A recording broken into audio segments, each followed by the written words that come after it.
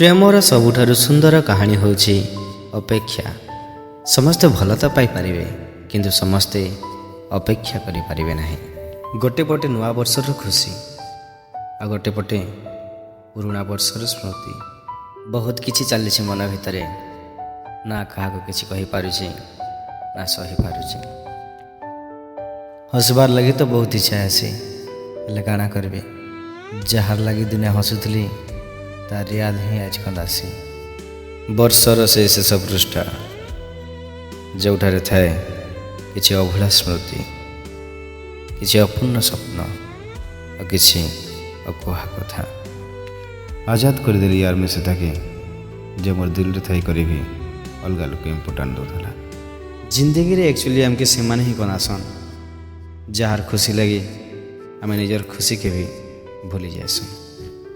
जदि मनर कहकु मुठे रंग करी जीवन को आंकी पारती, केते जे बेरंग मोर ए जीवन तुमको मु देखई पारती। पहला डर थिला कि तोते मुझे हजे नहीं दिया बोली, लेकिन एबे भगवान के भी दुआ मांगसी कि तोर मोर के देखा नहीं हो बोली। मोर जान, तू यदि मोर बिना खुश अच्छु मुई कहाँ है जे तोर सुखर दुनिया थी मोर दुखर कारण सजमी।